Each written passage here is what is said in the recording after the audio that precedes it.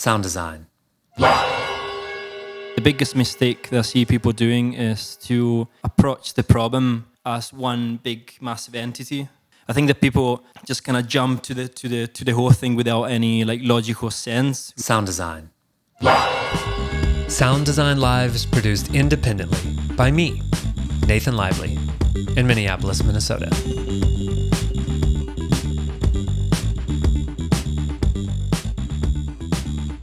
Welcome to Sound Design Live, the home of the world's best online training in sound system tuning that you can do at your own pace from anywhere in the world. I'm Nathan Lively, and today I'm joined by sound engineer and developer of the Sound Bullet, David Scorteccia. How did I do? Yeah, that was like perfect pronunciation. Like 97%. So Dave, I definitely want to talk to you about the Sound Bullet and troubleshooting signal flow. But first of all, what is maybe the most played song in your personal music library? Recently, I've been listening a lot to John Hopkins.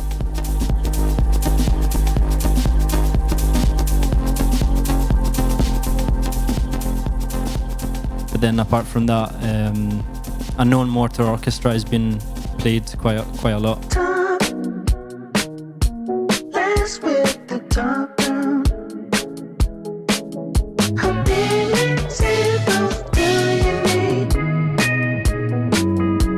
All right, Dave, so how did you get your first job in audio, like your first paying gig? Well, it wasn't really paid. I suppose it was maybe paid via means of beer, probably. But basically, my brother used to play in a ska band, and I just kind of so happened to be there and be the one that kind of knew about electronics and stuff. So it was actually quite funny because it maybe took me about 15 minutes to figure out how to make a kick drum sound like the ones that I would have thought kick drum sound like. Uh-huh. And it was really funny because I just put all of the like the EQ knobs in a random way, and then eventually like kind of starts to sound like it kind of started to sound like instead of like Yeah. So yeah, like maybe that was my like very first gig, and everything was quite random, as you might guess. But Sure, you were just guessing at everything. Yeah, exactly. Yeah, I mean, I knew that everything had a different channel and stuff like that, and like I was playing music then, so I kind of like figured out how things got connected up together. But like in terms of gain structure and EQ and everything, it was just like a big guess, So yeah, like it was fun. And then like I remember that the drummer, who at the time used to be my drum teacher, he told me like, David, this is what you're actually supposed to do. This is what you're meant to do. And then I suppose that's how I started. Eventually, I started to get into like small venues and like get taught by really, really, really good people. And like a lot of national bands would. So how did that happen? How did you go from just helping your brother's ska band out? And this was growing up in Italy, right? Yeah. I was like 16, cool. I think. I had this experience that it's like every city or every country in Europe has their own like local, really good reggae bands. Like I think my favorite reggae band is from Prague. Is it just that Europeans love reggae, or is that everywhere in the world there's like local, really good reggae bands? I kind of always think that it's to do with the weather. Because the weather is like especially like in Italy or south of France, is very, very good, and it must give a lot of people a lot of happiness. Reggae is quite a happy genre. Okay, so back to your story. You were helping your brother's ska band out, and then how did that turn into work at venues for you? Always felt really attracted to that side of the like entertainment in a way. It just all kind of happened automatically, but like I still had to kind of work really hard. You were just attracted to it. Yeah. Like I still had to kind of push really hard, and like the very first gig I was working at, it was my mom that would actually drop me off at the venue, and the show would actually start at like midnight. and it would finish at something like 3:30 because that's kind of how they. This is another thing that I want to say about shows in Europe is that I think people don't know is that when you have a house gig, you may be showing up at like 10 p.m. for a show that starts at midnight. Yeah, Like that's your life. Yeah. Well, especially in Perugia, which is the place where I'm from. Like the venues are all outside of the city, so people still need to travel. So people will go on a Saturday night. They'll go for dinner, and then they'll go and get some drinks with people, and then like somebody who hasn't drunk will need to drive the car and get everyone to the venue. And by the time that everything happens, it will be like 11, half 11. And in fact, like like the support bands wouldn't even start until midnight, half midnight. It was quite fun, to be honest. Like I much rather being there than hanging out with my friends, just getting drunk just for no reason. I know a lot of things have happened to you since then, and now you're making this product and you're an entrepreneur. I'm wondering though, if looking back on everything that's happened in your career so far, if you could maybe pick one thing that happened to you or one decision that you made that really helped you get more of the work that you really love.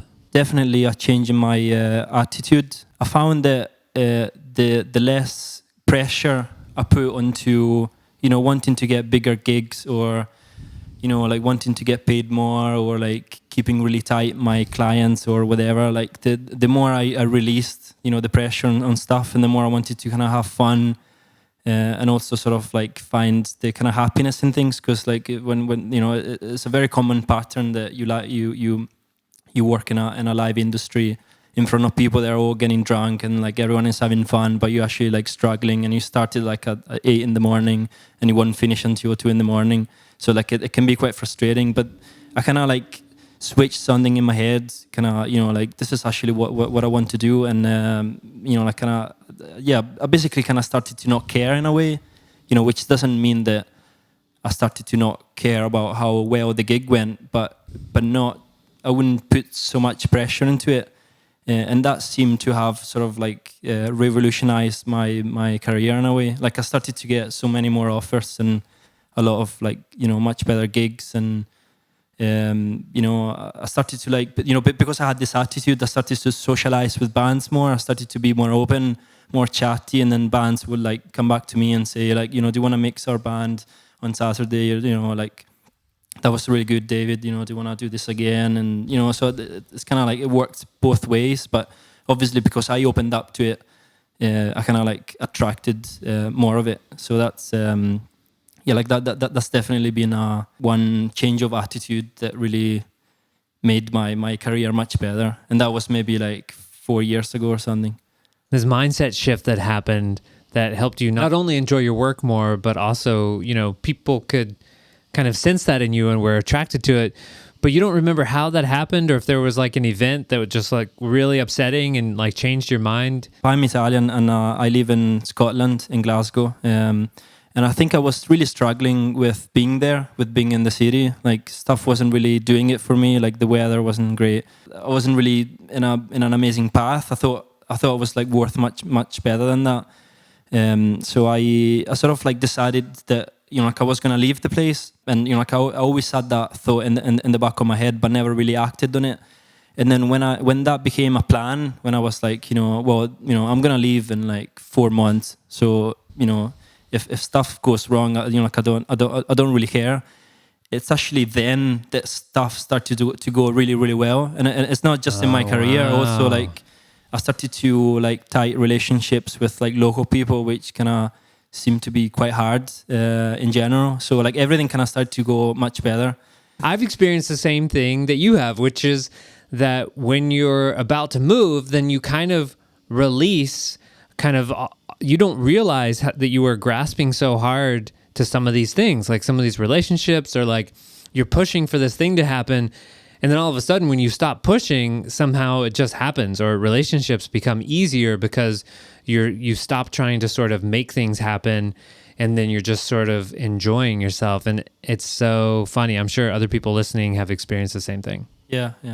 I have my own little theory about it, and it's just like a lot of it is about sort of like body communication and stuff. Because if you have so much pressure on wanting to be good, like if you really want to have friends, or if you really want to like attract more work. Like the actual tension that you feel will express in like something like muscular movement on your face or something, and people can actually, people can actually understand why, but they can feel that there's a tension, and therefore they might avoid the like me or something like that. So I think that like to me that's kind of how it works to me. Like at least that's one piece of the puzzle for sure.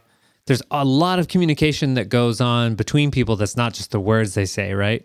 And it's kind of like if you're going into a meeting or a relationship or going into work with some sort of an agenda, like this is the thing I need to get out of this, or Dave, I need to get something from you during this thing. Like, even if you don't say that, it can sort of like affect the entire conversation or the relationship. Yeah, absolutely. Yeah.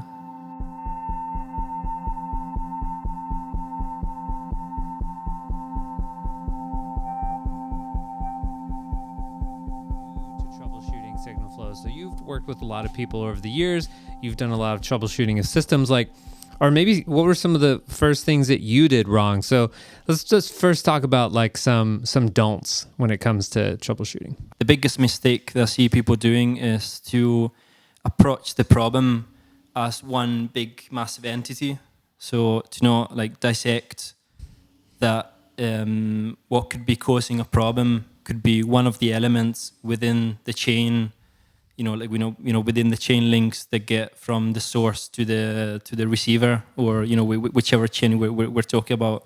I think that people seem to sort of like just kind of jump to the whole thing without any like logical sense, without like understanding where the signal gets generated and what it goes through, and where it ends up and what it needs, like say like phantom power, or like so they all kind of like hack the whole path without really thinking, right, okay, let's just like narrow down what could actually be the problem. And I to be honest, I find that like I can really like empathize that, because like most of the times when a problem occurs, that there's always going to be a time constraint. Like it's never going to be a chilled like troubleshooting, unless you really have like a setup day where you can like have a look at that. But even then, like you might be working with other colleagues and you might feel that they've got pressure on you to like find out what the problem is because it was you that set the thing up. So like that pressure always plays a big role. So I always find that it's good to sort of like take a deep breath and just analyze piece by piece. Yeah. And sort of like get, as you actually walk to the problem, just have a think through of how that chain of elements is actually composed. Because when a problem arises, like maybe like your head goes into a big fog and you can't really, you might just like blame that it's a jack cable, or that is the phantom power wasn't turned on. Whereas like if you just like analyze each element and sort of walk your way through it, then like I'm sure that you would find what the cause is. Because if you don't do it that way, you might be lucky, but I've seen most cases that you aren't really that lucky, and then you actually take more time than analyzing each element. Unless what's causing the problem is quite obvious. Like if you hear like a particular type of crack, like a crackle going on in like in an acoustic guitar, it is very likely that it's the jack cable that is like it's not working properly. Or if you've got like a radio microphone and you hear that it's going like kind of thing, then you've got a really good guess that it's to do with the radio frequencies and it's not to do with the capture. So yeah, I suppose it's obviously it's to do with experience as well, and what your ears are trained to, or just what the history of things, how things have broken down in the past can help you with that. But always analyze element by element. I think that's the, if you just get into the habit of doing that, if you practice on it, you'll be so much faster in troubleshooting whatever's wrong.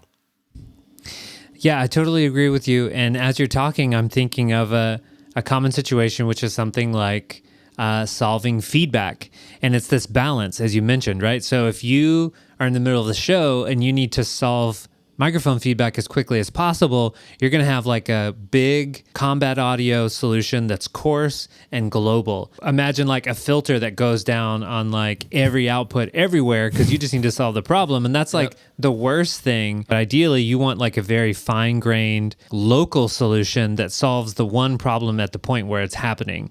If the issue is very show critical, like just use the spare, if it's like, if there's like the one singer on the theater and the microphone goes down, like, you don't want to go on stage during the performance and can check the cable and going into the pack, you just want to go for the solution. But like if something is wrong with with like somebody's pedal board in a sound check where there's only one band that is sound checking, like what bands would tend to do is to just replace like the whole thing. They'll probably sort of like let's just change the jack. We'll avoid this pedal. We'll just bypass this pedal. We'll change the power supply. So they will change a bunch of things altogether without actually like learning what caused the problem. It's because they just want to get going, even if they potentially would have like 1 hour to work on this thing.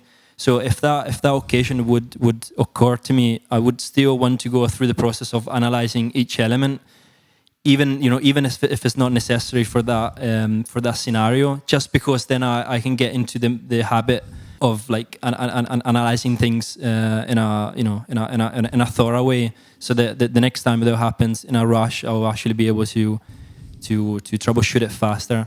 This is something that like a sound engineer friend of mine like told me once, because I was running cables in a place that it would have been quite obscure. So if cables were like kinky and twisty, like it wouldn't have no matter, because it was like inside a pit. But then like my friend just said, well, see if you just uncoil them like nice and neat, at least you can get ready. At least you can learn how to do it faster for a gig where you really want the cables to be run in a very, very neat way, because they could actually cause like a trip hazard. So I always try to apply that sort of attitude and like into my work. Like even if something is not really needed for that particular time, I would still want to do it so that I can practice. And I can actually give you a really good example. Like every time that the culprit has been an XLR cable, when the problem was actually the XLR, then maybe like pin 1 was like disconnected, or like there was something wrong in it. What I would always do is to replace the XLR cable and then chuck the broken XLR into the cable trunk and just mark it up, and then somebody in the warehouse would actually have a look at it. So what I got into the habit of doing is that if I do have that 1 minute, I'll grab my cable tester, which in this case is the sound bullet, by the way, and I would analyze what pin was broken. That way I can connect the sound, the wrong sound that I was hearing, or like the fact that phantom power wasn't getting conveyed to the microphone, to an actual problem. So I can actually connect the two dots and be, like pin 1 was disconnected and that SM58 sounded like it was having a big buzz, or like the microphone sounded a lot quieter. Oh, it was actually pin 3 that was disconnected in the wire, So if This is stuff that I sort of like do even after the problem has been fixed, just so I can get into the habit of recognizing how something is supposed to sound to what issue, if that makes sense. Okay, so you mentioned the sound bullet. So let's talk about it. Walk us through some of the features of the sound bullet. So it's like as soon as you turn on the sound bullet, the main functions start to operate, which is like the pink noise generator or the 1 kilohertz tone. And also what I call the listener function, which is what allows you to tap into an output line, say that comes out of a system processor, like a Galileo, or just out of a mixing desk. So basically, those functions sort of like start as soon as you turn on the device. So you don't need to press any button to get to them. To activate the cable tester, you need to press and hold a button. The cable tester is pretty straightforward. You just connect either ends of an XLR into the either ends of the sound bullet, and then you press the button, which will scroll through the pins. And if you see both lights coming up, that means that the cable is healthy. And you can sustain the test on one pin so that you can still wiggle the cable. Because what what I found is that a lot of people would will continuity test XLR cables and just leave the cable still. Whereas like you probably find that a lot of the times that it's not really the actual wire in the back of the connector might be just about to get detached, and then if you right, exactly, like you want it to be sustaining some sort of movement or trauma when you're testing it, because you want to find out before it breaks, not after it breaks. Yeah, yeah, absolutely, yeah. Another function that I find really useful is the signal generator, which basically means that the sound bullet is capable of generating either pink noise or a 1 kilohertz tone, and that can either be routed to a balanced XLR or to an unbalanced jack, like a quarter-inch jack. And together with the signal being sent out of the Mayo XLR, a phantom power test is also carried out at the same time. So basically, if you insert the sound bullet into, say, like an input channel, say like the kick drum in, the phantom power is applied by the desk, and the cable and all of the cabling infrastructure, the start from the desk and go to the stage box and the subsnake. So if everything is healthy, then you would expect that both LEDs would turn on. And what I actually found is that not a lot of people actually know how phantom power is applied onto a microphone, and this is something that I don't know. How is it applied? Just imagine that you have two batteries, right? Two batteries that provide 48 volts, and you connect both negative pins of the batteries to pin 1 of the XLR. One positive pin of the battery will go to pin 2 of the XLR, and the other positive of the other battery will go to pin 3. So essentially, phantom power is actually two DC supplies. They are applied simultaneously to pin 2 and 3. The reason it's called phantom is because it's not actually it won't damage your microphone, because in most cases the signal is transferred back to the mixing console on pin 2 and 3. So effectively you don't actually have any potential difference, which is like a voltage across pin 2 and 3, because they are both at 48 volts, and it's very crucial that both of the power supplies will be identical, because if one is like 47 volts and the other one is 48 volts, then you would actually effectively have 1 volt across pin 2 and 3, which it's not it's not actually much, but it could eventually that's gonna pop your capture of your 58 out. So basically, if only one of the two LEDs like lights up, it means that the one that's not lit up will be the actual wire that is disconnected somewhere along the cable. And this is something I've actually found in some like stage boxes, and because I did the test during the 48-way line check prior to the band turning up, then I knew not to use that channel basically, because if I just waited until the band arrives, then everything is a bit more rushy, and you don't want to be juggling cables about. One thing that I noticed is a little bit different about the sound bullet compared to some other test boxes that I've looked at is that it has an attenuator for the signal generator. So I think it has like 3 different levels, right? And are those all relative to line levels? So line level is the loudest?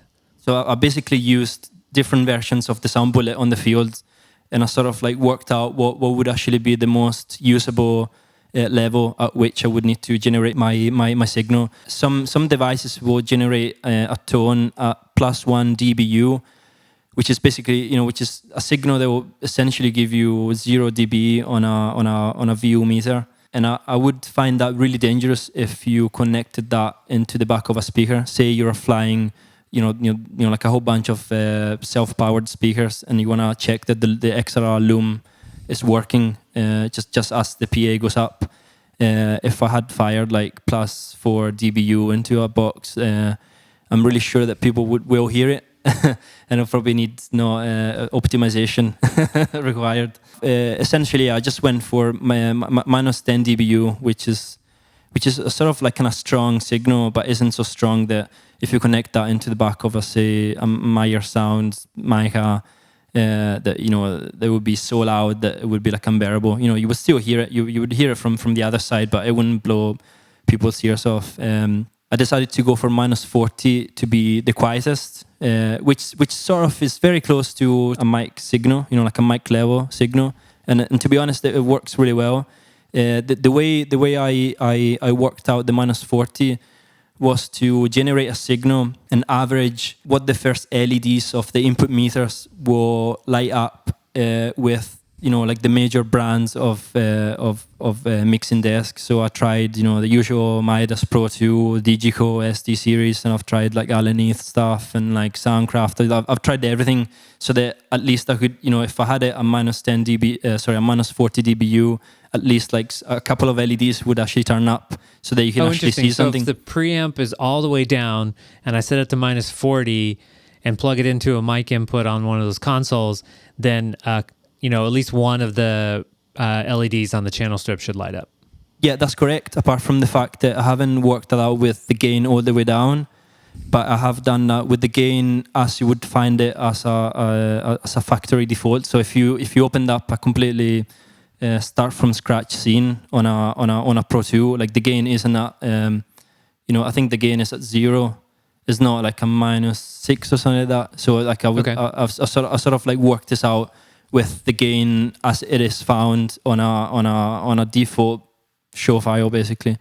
Okay, cool. Which seemed to equate to every desk in a way. So, it's like for instance, if I plugged into a Digico console, there's like a signal present LED that would turn up, especially on I think it was an SD10 that I tried, and like if I put it in there, basically the SP light would just turn on.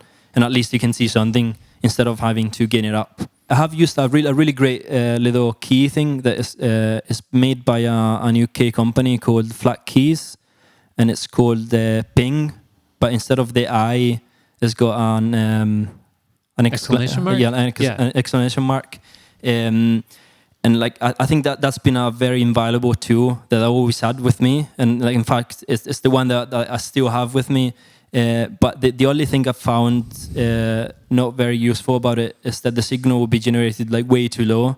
So every time I used that to run like a line check before I came up with the sound bullet, I would always find that the sound engineers that were behind the boards wouldn't actually right away find the signal. So that they would maybe panic or I can't really hear anything. So that they would need to get it up.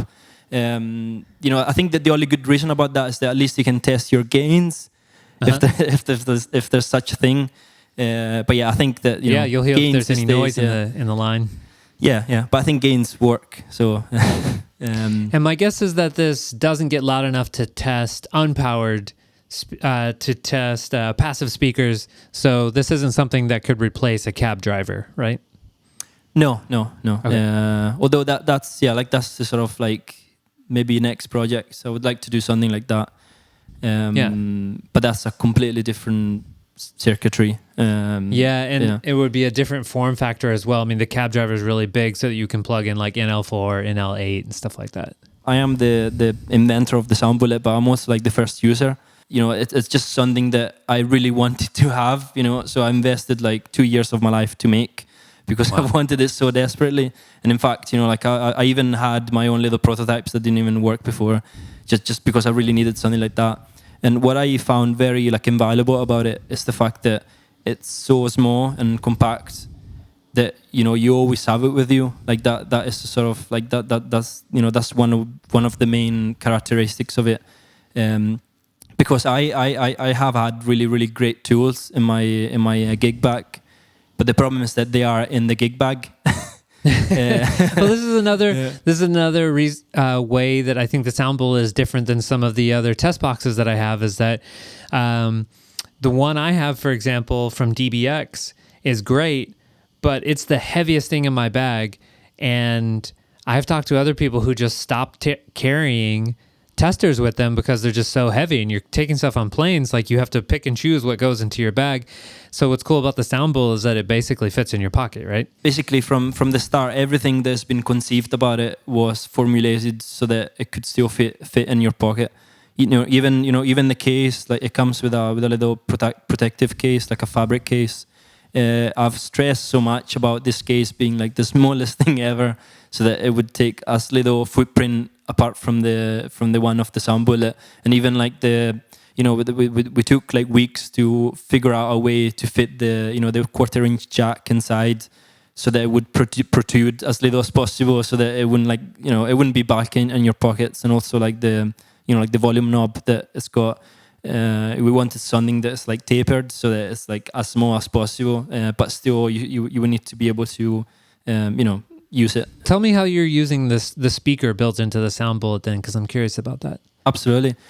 So I think that the speaker is one of the the most useful things that I managed to cram in it.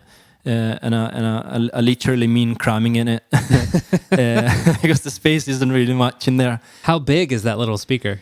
3/4 of an inch. It's basically as big as your thumb, right? Yeah, okay. That's tiny. Let's just say that. The prototype that I had sort of DIY made myself had an iPhone speaker, which I had broken off an iPhone, which seemed to sound like perfect compared to like other speakers. And it seemed like the best one was the one from the iPhone 5. The iPhone 4 wasn't doing it. And the iPhone, 6 and 7, like, wasn't doing it either. So when we actually, effectively, when we designed the speaker that is now in the sound bullet, we sort of like tried to emulate the sound of an iPhone 5 speaker. For instance, if I was running in-ear monitoring hardwire lines, I happened to work with bands that had, like a drummer, and he had his own little mixer, or he had his own little pack, and I had to run like XLR lines to him, and like also, the same goes for like a keyboard player.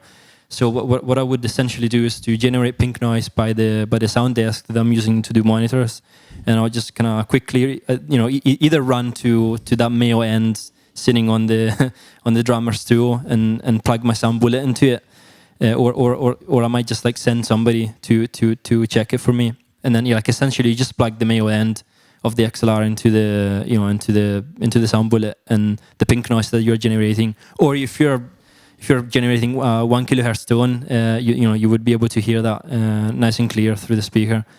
And I found that that's very useful, because everything in our sort of setups is set up, is like made for like inputs, So, we have very nice systems for like subsnakes and stage boxes and everything.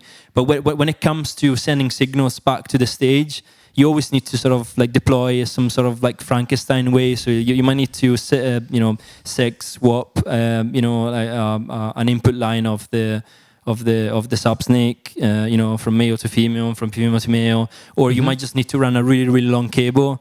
And usually, like very, very long cables are always used for like kind of shitty jobs, like like some really like long cable runs, and they always get tugged, so that they're very prone to be damaged. So I always find that it's very, very worthwhile checking those lines in particular, because they're very prone to be damaged, or perhaps you must have you might have connected stuff in the wrong way. Is there volume knob affect that? I mean, what's loud enough to be heard through the speaker? If I connect just a microphone to the speaker, does anything come out?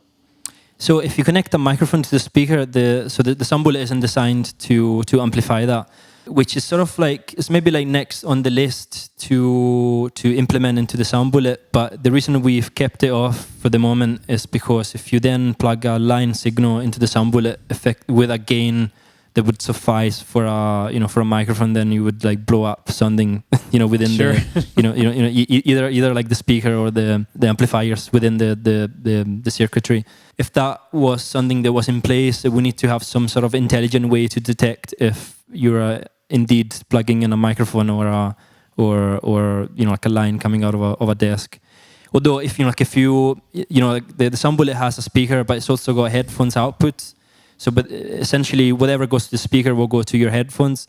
So if so you could check something on a noisy stage where there's already like people doing other stuff. Okay. So basically, the headphones have been put there for that reason, but also to carry out a quality test, because if you use the speaker on the sound bullet, you're only carrying out a presence test, because the signal, it's just like a little speaker, it's not very detailed, although you'll probably hear like if it's buzz, if there's a buzz, or if it's like extremely quiet compared to what you would have thought. But yeah, like if you then wanted to carry out a quality test, so like, investigate if the signal kind of sounds good, if the pink noise is full, then you would want to plug in your headphones to if you're using the sound bullet in a very loud environment. We have equipped the sound bullet with an input meter.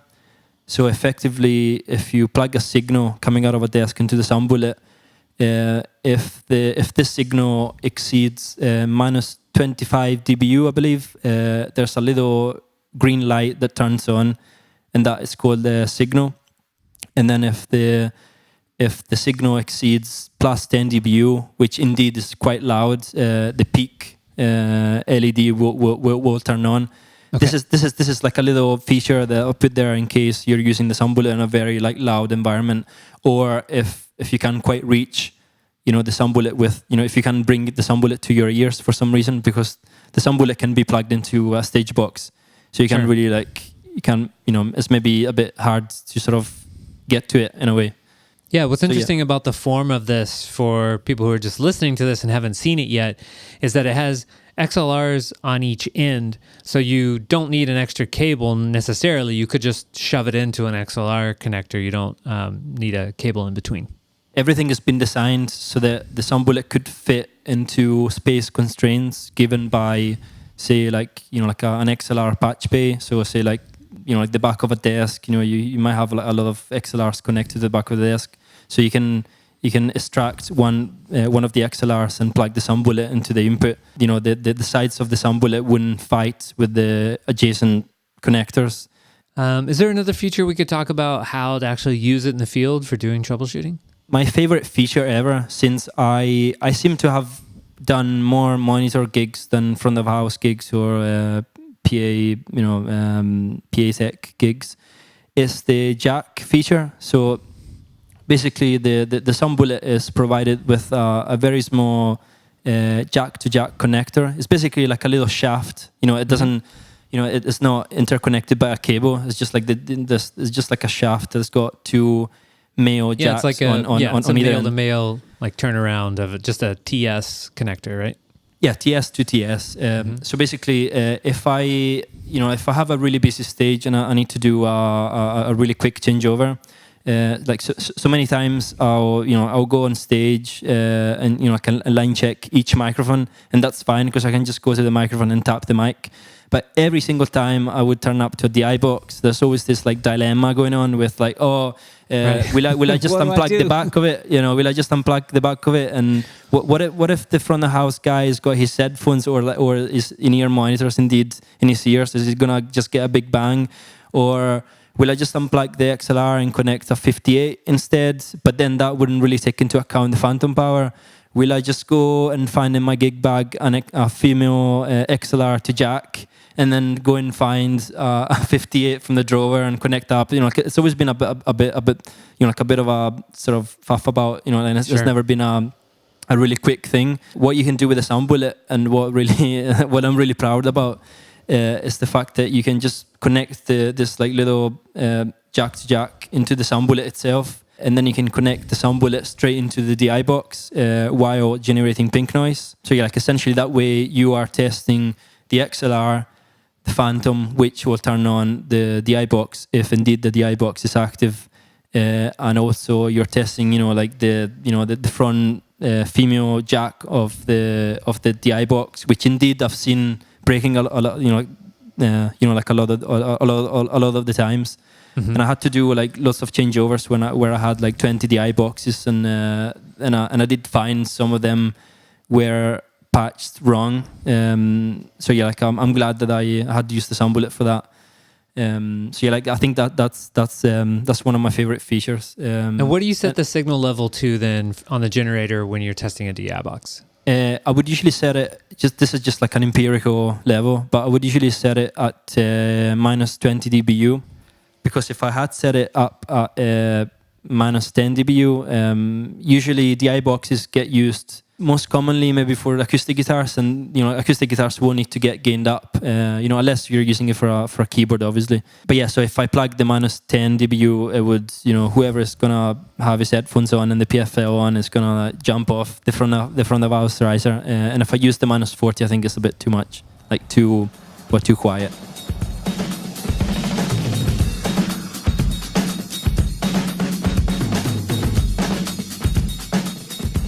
So there's some people who are listening now who are like, great, I want one of these. So you and I talked earlier, and I think we're going to do a giveaway for one of these, right?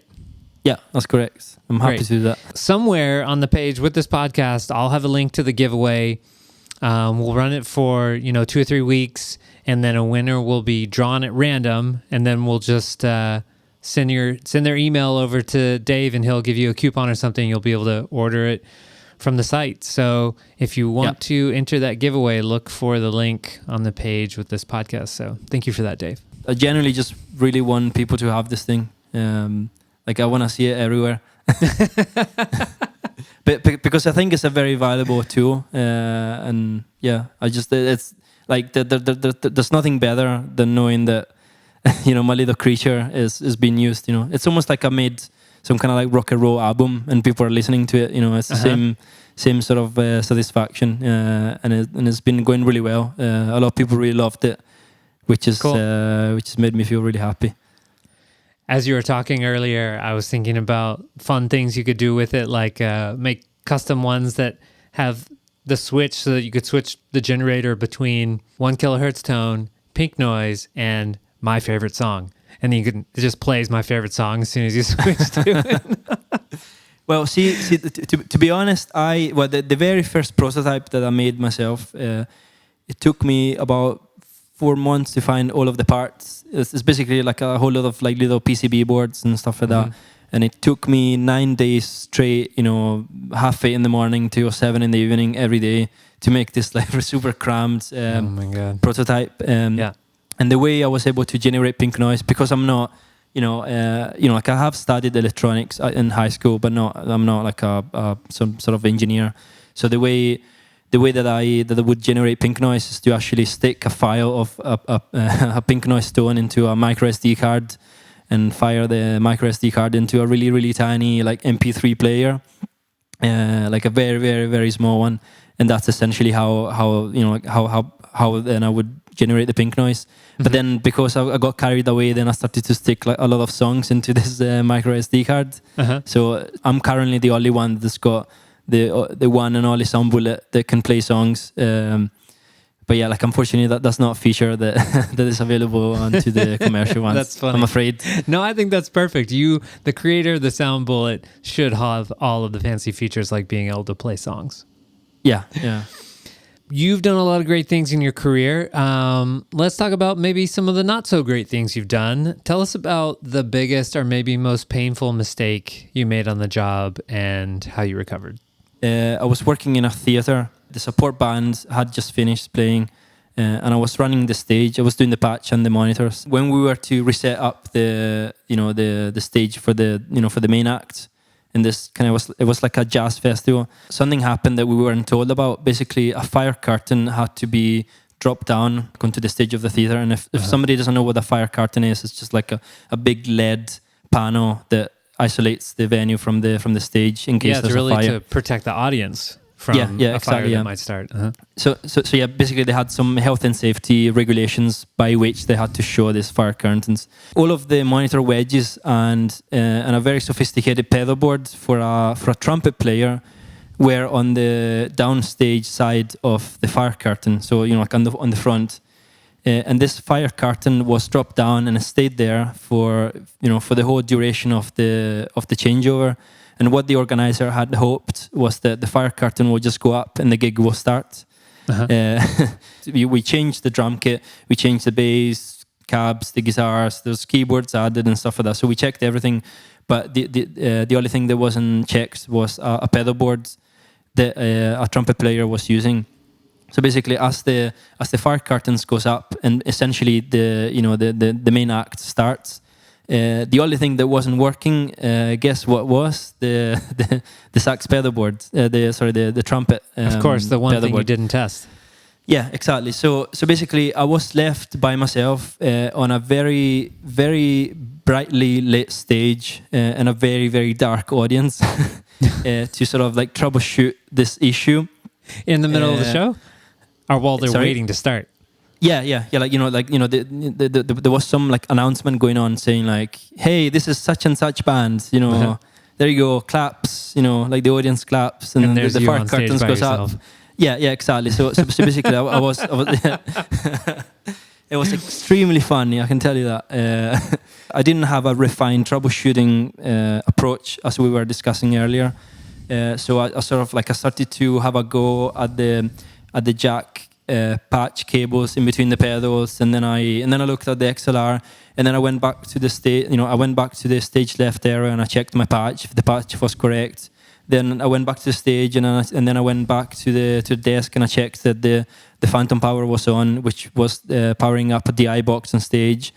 And then it was then where I had wished that I had something that I could just fire into the input of the DI box, sure, that would generate some sort of a noise. Forth. Yeah. So that I can just like leave it there running, because at the time I maybe thought of plugging a 58, but then I would have needed to awkwardly ask the trumpet player to like talk into the like the 58 while I go back to the desk and stuff like that. Whereas if I had something like a noise generator, I would have just left it plugged in and I would play a noise, and then that way I would have narrowed down the fact that whatever was wrong had to definitely do with the with the pedal board of the musician, which indeed was the case. But, okay, so what was wrong with the pedal board? Well, obviously he had taken his pedal board away. So when he put the pedal board back in, some of the settings on his like multi-effects processor didn't quite recall. So the output routing or something like that, I haven't really investigated that far into it. We still had the trumpet because he had like a dry 57 or whatever.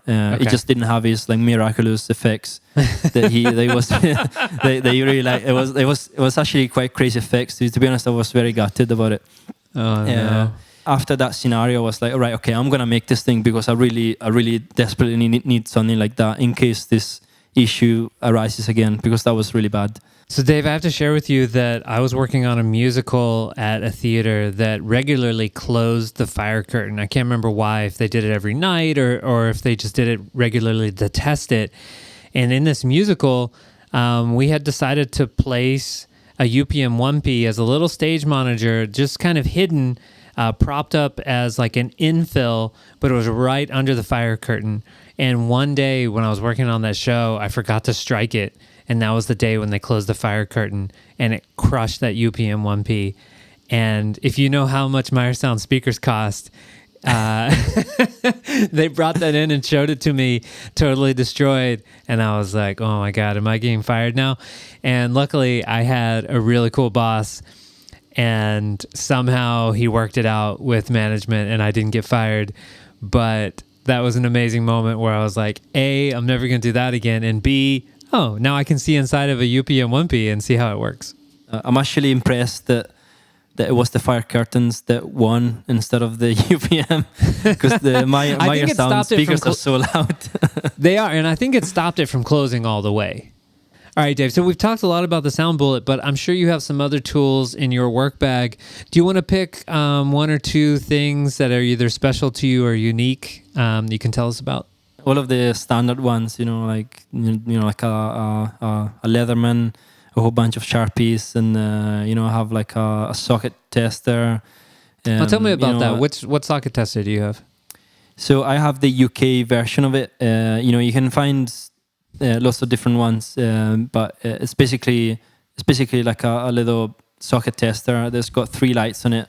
And if they all turn green, basically it means that your line is safe to be used. And if one of the lights doesn't go on, it will start to beep in a funny way, which will alert you not to use the not to use that socket or that outlet. Have you ever run into any that are bad or have faults? Yes, I have. Yeah. Okay. I think it was like generator related stuff. I was working at festivals, and I think that there was something going on with the 3-phase wiring. And do you test every outlet before you plug something in, or do you wait till there's a problem and then you use the socket tester? If I have a heavily populated power drop stage, I would probably do that just in case, because if like the more items you have, the more you've got the demand to test them. Also, if I have time to do it, I would always test them. Like I would, like if I have 5 hours of setup, I would definitely test every single thing that I see move or be still. I always carry with me, it's basically a cutting mat, like the ones you would use to cut pieces of things with your Stanley knife. It's made of something soft so that you can use a sharp knife on it to cut through things, and it won't cut whatever's underneath it. So I have found one that is like A4 shaped, and I have riveted something that I've recycled from a clipboard. It's basically a little spring-loaded plier-y thing that's like on the top of a clipboard, so that I can attach my sheets of like specs and stuff onto it. But then in the back of it is where the magic happens. That's where I make all of my labels for XLRs, for DI boxes. So essentially, I just put a big piece of tape on the back of it, and I just write a sentence that says like DI1, DI2, or DI3, and then I with my knife I just cut up all little bits. Oh yeah, that's so much cleaner and faster than tearing off pieces of tape by hand. Yeah, because I find that it does take a good 5 minutes to find a piece of equipment that you don't want to like cut on. Uh-huh. And sometimes PA companies owners don't like you to use the inside of a flight case lid to do that. Sure. And that's why I carry a tiny little pair of scissors, like from a sewing kit, and those are cool. But then you still have to like pull the tape off, cut it, put it on the thing, and then write on the thing, and that usually looks kind of messy. I always find that a lot of sound engineers, and this is something I used to do as well, they'll just like tape an XLR connector like 5 times, and then like write something onto it. Uh-huh. And then what happens is that if that cable then gets put into a cable trunk and it goes straight into the cable pegs and it doesn't get deprepped or like cleaned, then it'll go onto the next gig. And then you don't really have a lot of time to take the tape off and put your own on. So essentially, you end up with this like really thick layer of tape on the barrel of an XLR. Yeah. So what I find really good is to just have little squares that say acoustic guitar 1, and then just like stick them onto the XLR, and they are like extremely easy to come off when you derig. Right. Okay. So essentially, if I have a tiny bit more time on a loadout, I can actually keep my cables nice and tidy, nice and clean, because Mm-hmm. I can take the little squares of tape off, and because the gigs are quite hot, they will actually sort of like start to lift off a little bit. Sure. On the edges, so that's quite easy to get them off. Yeah, so I also like to have with me an angle finder, which helps me to work out what angle I actually need to set up my speakers at if I'm deploying side fields or in fields. And Dave, what is one book that has been immensely helpful to you? the one by Bob McCarthy, obviously the System Design and Optimization Green Book. Oh, I haven't heard of it. Oh, you haven't heard of it? I was like, what? when you were asking me what changed my life, what changed my career and stuff like that, going to the Merlin Van Veem course has been one of the most sort of like life-changing things, because I thought that sort of like new stuff, I thought I had got to a point where maybe I just need to learn what's the latest technology, or what's the what is AES, or like what is Dante, that I thought that's all I had to grasp, that's all I had to learn. But in fact, after going to the Merlin Van Veem course, which I'm pretty sure you have attended to, I have, yeah, as well, yeah. So that's been one of the most like enlightening courses I've ever done. So where is the best place for people to follow your work? If you just go on Facebook and type Sonect Audio, you will find me there. My personal Facebook is called David Barker. If you want to get that intimate. Also, there's a website called sonectaudio.com. That's where you can find information about the Sound Bullet. Well, David Scorteccia, thank you so much for joining me on Sound Design Live. Oh, it's been an absolute pleasure. Sound Design Live. So to enter the Sound Bullet giveaway, go to sounddesignlive.com. There's a search bar at the bottom of every page. Just search for the word Sound Bullet. You'll find the interview with David and also the Sound Bullet giveaway. Sound Design Live is supported by Ross, Learn Stage Lighting, Scott, Pedro, Bob, Martin, Roadie Free Radio, Joel, Ellis, Jim, Sinqui, Terry, Nicholas, Kuba, Chris, DC Sound Op, and Dave. You can start supporting Sound Design Live today for as little as $1 over at patreon.com/sounddesignlive.